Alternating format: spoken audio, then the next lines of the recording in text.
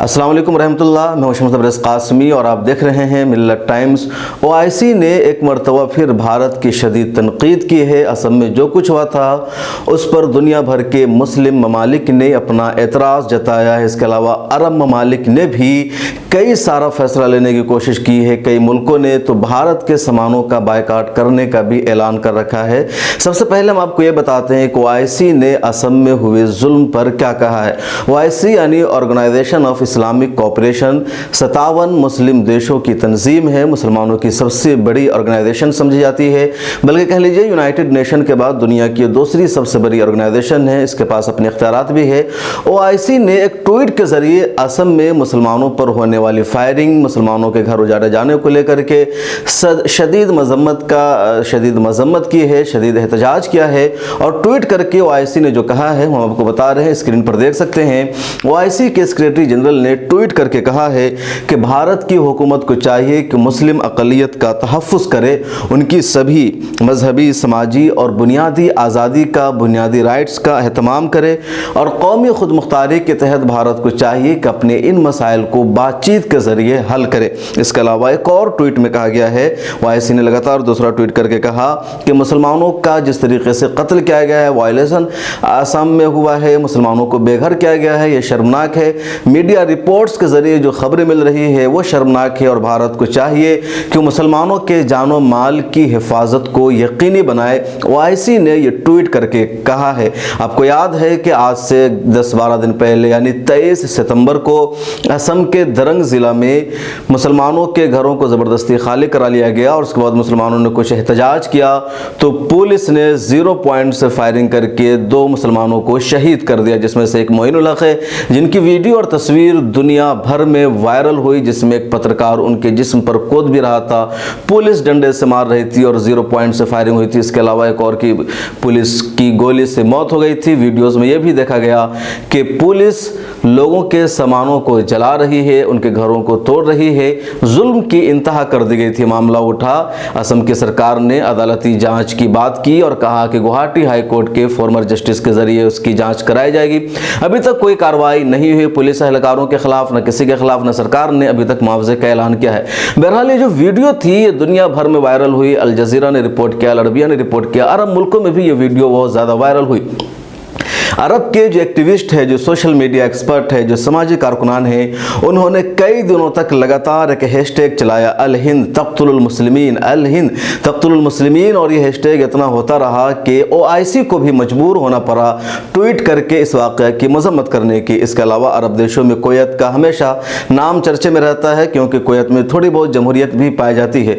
Kuwait की parliament ने बाज़ाब्ता एक प्रस्ताव पास करके भारत में होने वाले मुसलमानों पर इस जुल्म की निंदा की है, मजम्मत किया है। इसके अलावा अरब देशों में ट्विटर पर यह भी एक ट्रेंड चल रहा है कि जो भारत की चीज़ें हैं, जो भारत की मसनूआत है, जो भारत का प्रोडक्ट्स अरब मुल्कों में पाया जाता है, उसका बायकॉट किया जाए, उसकी खरीद यहाँ न की जाए। ऐसी एक मुहिम चल रही है अरब मुल्कों में भारत के खिलाफ। इससे पहले भी जब भारत में मुसलमानों पर जुल्म हो रहा था, सोशल मीडिया पर चीज़ें वायरल होने लगी, तो अरब मुल्कों ने इसी तरह के बायकॉट की मुहिम चलाई थी। यहाँ तक कि कुछ लोगों ने यह भी कह दिया था जो भारतीय अरब मुल्कों में काम करते हैं उन्हें यहाँ से भगा दिया जाए, उनका वीज़ा रद्द कर दिया जाए और उन्हें मुल्क छोड़ने पर मजबूर किया जाए। हालांकि बाद में फिर मामला कंट्रोल हुआ। हिंदुस्तान ने भी थोड़ी बहुत अपने रवैये में तब्दील की थी।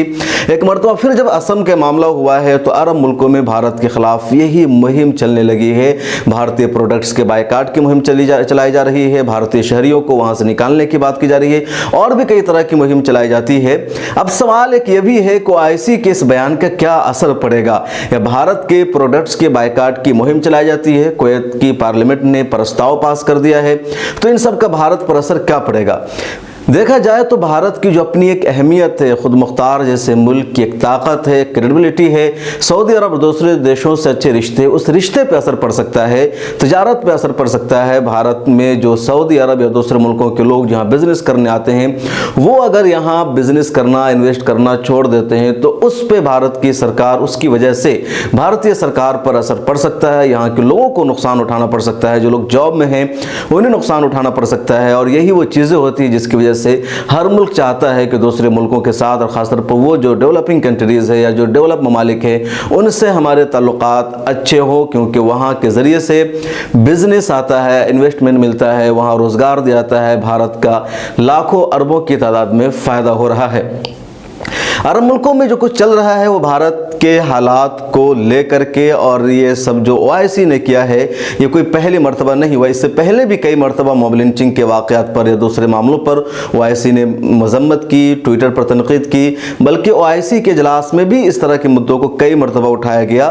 कश्मीर पर ओआईसी का वाज़ेह मौक़िफ़ है कि आर्टिकल 370 को जो हटाया गया वो गलत है, ऐसा नहीं होना चाहिए था। ओआईसी पर अरब या उसके सहयोगी मुल्कों का दबदबा है, लेकिन ज़्यादातर उसमें कई मामलों पर जिसमें हिंदुस्तान का होता है, भारत और पाकिस्तान के दरमियान तनाज़ुर का शिकार भी हो जाता है।